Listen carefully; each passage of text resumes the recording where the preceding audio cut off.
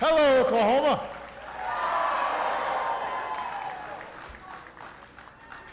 Halito. Everybody, please have a seat. Have a seat. It's good to see you. How's everybody doing?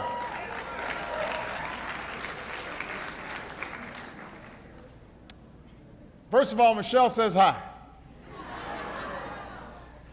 And I want to thank all of you for helping to build the terrific partnership that we share with the Choctaw Nation. So I love you too. So I want to, first of all, thank Chief Gary Batten and the many tribal leaders who are here today.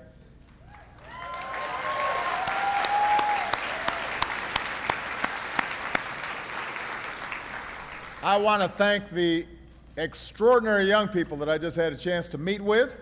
Give them a big round of applause. They were just exceptional and gave me all kinds of interesting thoughts and ideas about how young people can lead and thrive and reshape America. And I could not be prouder of them. As many of you know, we've held a Tribal Nations Conference each year that I've been president. And just last week, as part of what we call our Generation Indigenous Initiative, focused on young people, we hosted our first ever tribal youth gathering with over 1,000 young leaders from 230 tribes, including several Choctaw youth. And you spend time with these young people from all across the country and they will blow you away. They are smart and they're passionate and they are ready to seize the future. And Michelle and I believe we've got a special obligation to make sure that tribal youth have every opportunity to achieve their potential, not just for the benefit of themselves and their communities, but for our entire nation. That all of you, young people, have a chance to succeed not by leaving your communities, but by coming back and investing in your communities, and that you have a whole range of options that can lift us all up. And so we are really excited about what you're doing, and we're really excited about some of the work that's going to be done not just here, but all across the country. That's why I'm here today. When you step back and look at everything that we've done in the past 6.5 years to rebuild our economy on a new foundation, from retooling our industries to rethinking our schools, reforming our healthcare system, all of it's been in pursuit of one goal, and that's creating opportunity for all people, not just some, but everybody.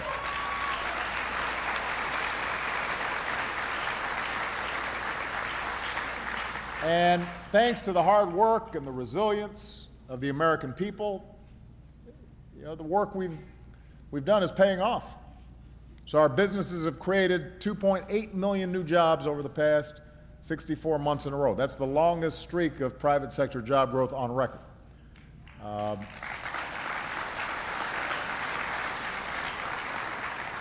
The housing market is stronger. The stock market recovered, so people's 401ks and retirement accounts got replenished. More than 16 million Americans now have the financial security of having health insurance. We've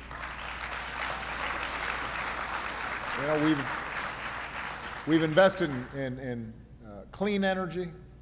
We've made ourselves more independent of foreign oil. We've seen jumps in high school enrollment and college graduation rates. So across the board, there's really no economic measure where we're not doing better than we were when I came into office. That's the good news. But I also made it clear when I came into office that even as we're trying to make sure the entire economy recovers, we also have to pay attention to those communities that all too often have been neglected and fallen behind. And as part of that, I said, we're going to do better by our first Americans. We're going to do better.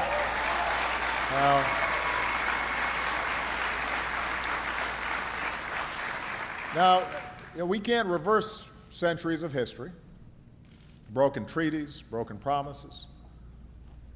But I did believe that we could come together as partners and forge a new path based on trust and respect. And that's what we tried to do. So we strengthened the sovereignty of tribal nations. We gave more power to tribal courts and police. We restored hundreds of thousands of acres of tribal trust lands. We expanded opportunity by permanently reauthorizing the Indian Health Care Improvement Act and helping businesses and building roads and moving forward on renewable energy projects in Indian country. We untied tribal hands when it came to dealing with domestic violence, which was really important.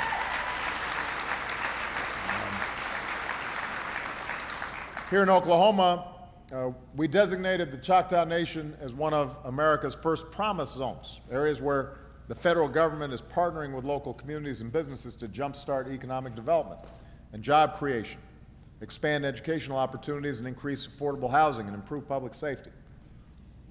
And as a result, you've already received federal investments in early Head Start to make sure our young people are getting the best possible beginning in life, child care, job training, support for young entrepreneurs. And I've called on Congress to pass a Promise Zone tax credit to encourage employment and private sector investment in places like this. So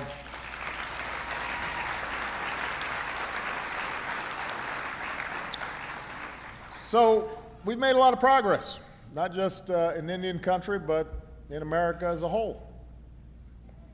But we've got more work to do.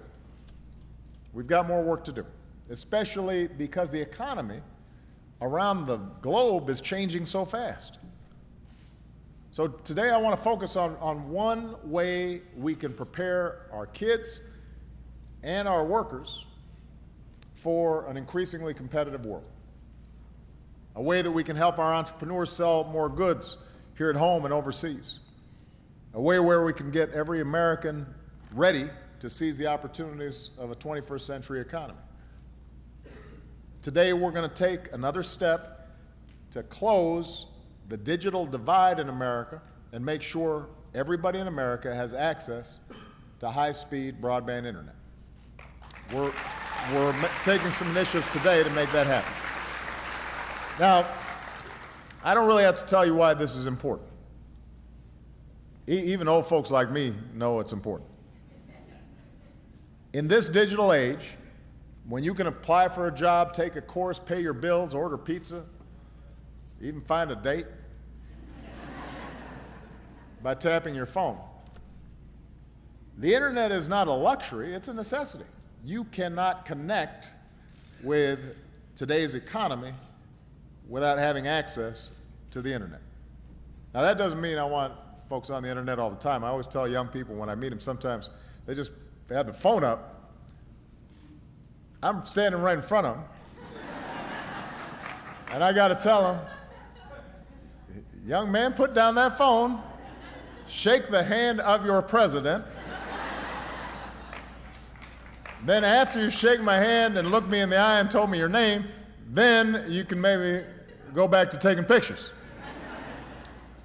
So there's nothing wrong with every once in a while putting the technology aside and actually having a conversation. This is something I talked to Malia and Sasha about. We don't let those phones at the dinner table. But that's a whole nother story. I went off track.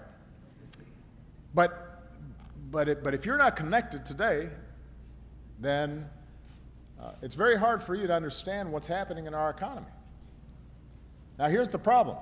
While high-speed internet access is a given, it's assumed for millions of Americans, it's still out of reach for too many people, especially in low-income and rural communities. More than 90% of households headed by a college graduate use the internet. Fewer than half of households with less than a high school education are plugged into the internet. So in other words, the people who could benefit the most from the latest technology are the least likely to have it. So if you're a student and you don't have internet access at home, that means you could be struggling to type papers or do online homework assignments or learn basic computer skills or try to get help from your teacher. You may have to wait in long lines at public libraries or even in parking lots at the local McDonald's just to try to get digital access. And what that means is you're not learning the critical tech skills required to succeed in tomorrow's economy. And this has consequences. You know, a lot of you have heard about the achievement gap, how some kids in certain groups consistently lag behind, and the opportunity gap, where certain groups have a tougher time getting attached to the labor market. Well, this starts with a homework gap for a lot of young people, and an access to learning gap, which then can translate into a science gap or a math gap, and eventually becomes an economic gap for our country.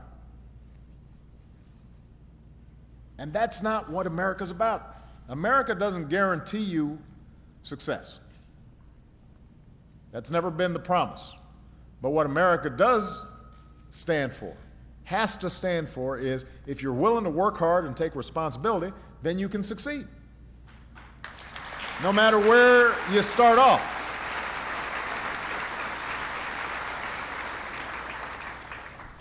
You know, that's the essential American story. That's why we admire stories like Abraham Lincoln.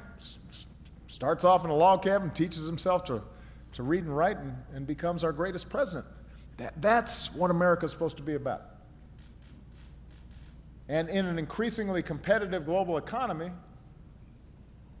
our whole country will fall behind unless we got everybody on the field playing. You know, obviously, as president, you travel around a lot. And you go to countries like South Korea, where a higher percentage of the population has high-speed broadband, and by the way, they pay their teachers the way they pay their doctors, and they consider education to be at the highest rung of the professions. Well, we will start falling behind those countries, which is unthinkable when we invented the stuff. I mean,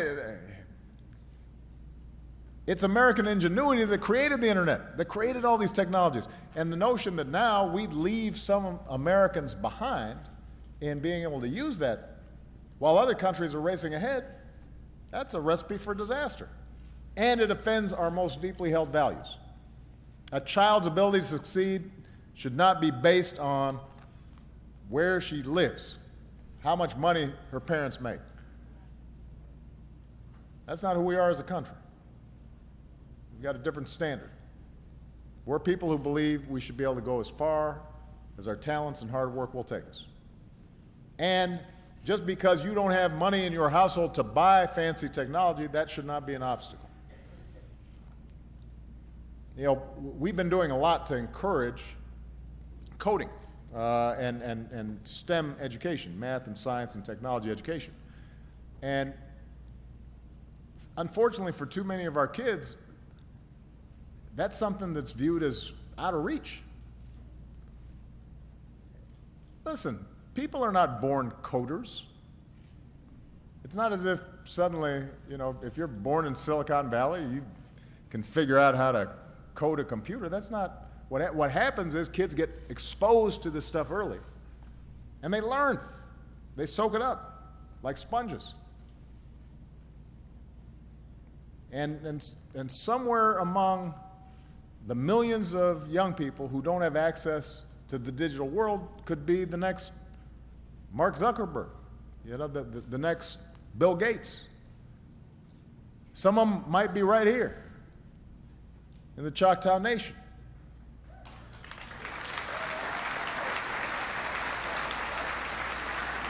But only if we make sure you have access and exposure.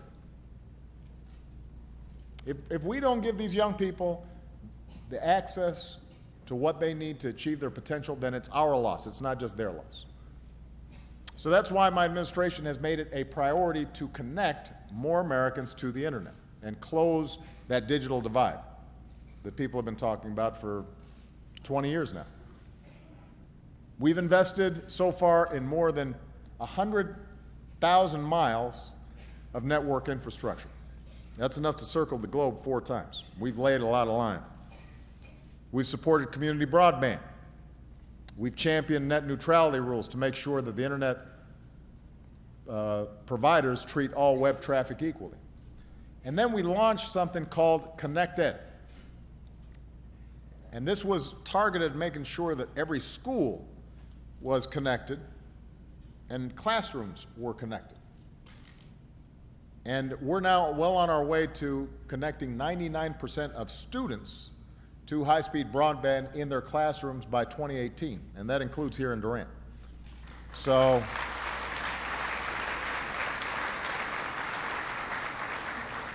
far, 29 million more students in 55,000 schools are on track to have access to high-speed broadband, and 20 million more have Wi-Fi in their classrooms.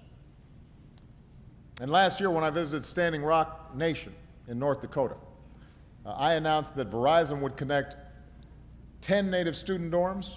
Microsoft would donate more tablets to more native students, including students right here in Oklahoma. So we've been making progress. We're chipping away at this thing, but today we're going to go further. I'm announcing a new initiative called ConnectHome. ConnectEd, the idea was making sure the schools were connected and that you didn't have a situation where in a classroom, even if it was connected to the internet, you could only have one student at a time or a couple of computers at a time. So we had to make sure that the classroom was state of the art. ConnectHome is designed to make high-speed internet more affordable to residents in low-income housing units across the country. Because young people today, they're not just learning in the classroom, they're learning outside the classroom as well. So my Department of Housing and Urban Development is going to work with 28 communities, from Boston to Durham, from Seattle to Durant. About 200,000 of our most vulnerable children and their families will soon be able to access affordable internet in their home.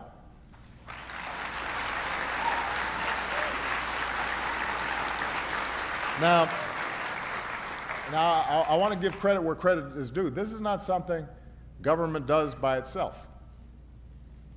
I'm proud to say that folks around the country are stepping up to do their part. So businesses like Cox are providing low-cost internet and devices. Best Buy is committing free computer education and technical support so that folks learn how to make the most of the internet. Organizations like the Boys and Girls Club will teach digital literacy so that kids in this community can be just as savvy as kids growing up in Silicon Valley. You've got nonprofits like Everyone On and US Ignite who are going to help make this work on the ground. So we've got some great businesses and some great non-for-profits who are partnering with us on this. But most importantly, it really requires all of us to be involved. Parents, principals, teachers, neighbors, because we got to demand the best in our schools and from our kids. These investments are the right thing to do for our communities. They're the smart thing to do for the national economy. And we can't allow short-sighted cuts to the programs that are going to keep us competitive. So this is a smart investment. These are the kinds of investments we need to make. Sometimes there's a debate going on in Washington about the size of government and what we should be spending on. And look, I've said before, there are programs in Washington that don't work. and we don't want taxpayer money wasted. But there's some investments that we make in future generations. They're investments we make in things that help all of us that we can't do by ourselves. You know, we're not going to build a road by ourselves. We got to do that together. We're not going to invest in basic research to solve Alzheimer's by ourselves. At least I don't have enough money to do that. We got to do that together. I'll pay some tax dollars, we'll pool our money, and then we all invest in the research because we all stand to benefit at some point. We don't know when we might get sick, and it's good for us to keep that cutting edge of science. Well, the same thing is true when it comes to schools and investing in our young people, making sure that they've got the tools they need to succeed.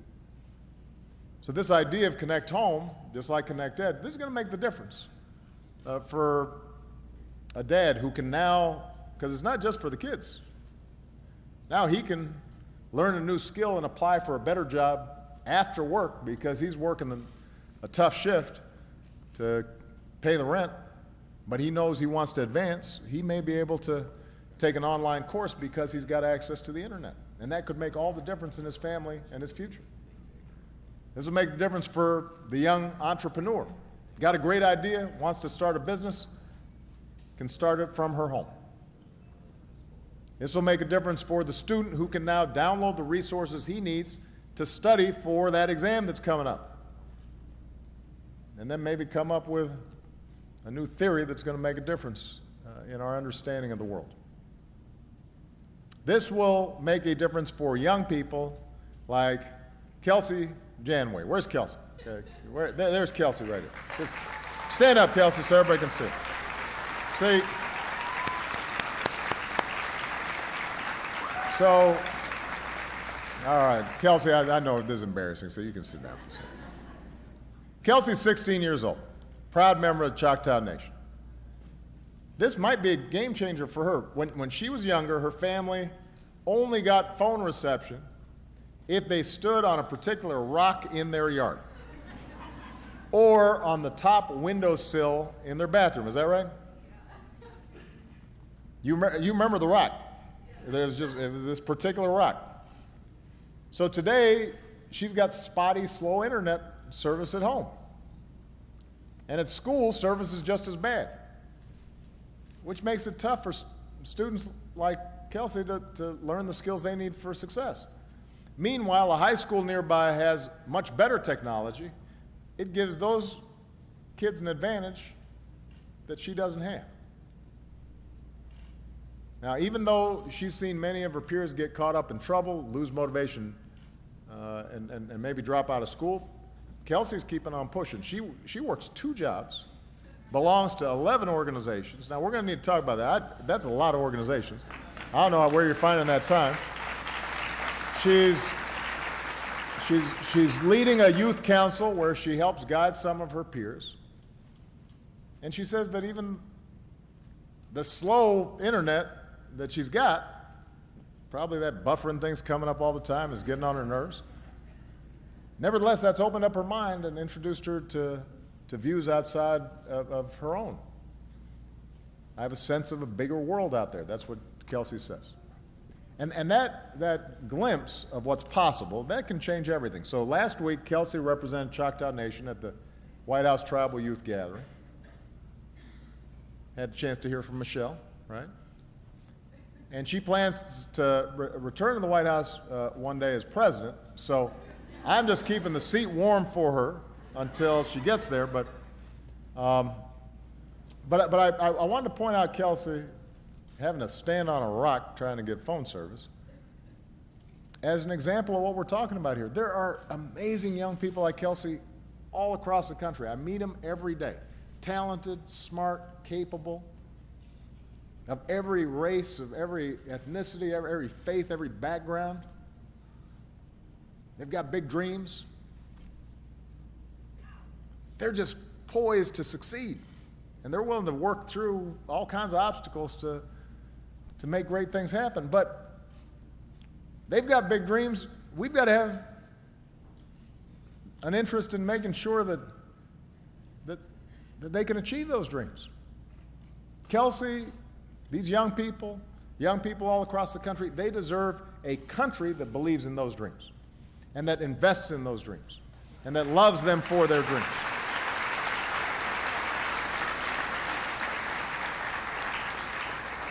And ultimately, that's what America's about. You know, I know sometimes folks get discouraged about Washington. I know I do. Because, you know, the arguments between the parties are just so stark. And all the differences are exaggerated. And what attracts attention and gets on the news on TV is conflict and shouting and hollering. And as a consequence, everybody kind of goes into their corners and nobody agrees to anything and nothing gets done and everybody gets cynical and everybody gets frustrated. But the thing is that for all our disagreements, for all our debates, we are one family. And yeah, we may squabble just like families do, but we're one family. From the first Americans to the newest Americans, we're one family. We're in this together. We're bound by a shared commitment to leave a better world for our children. We're bound together by a commitment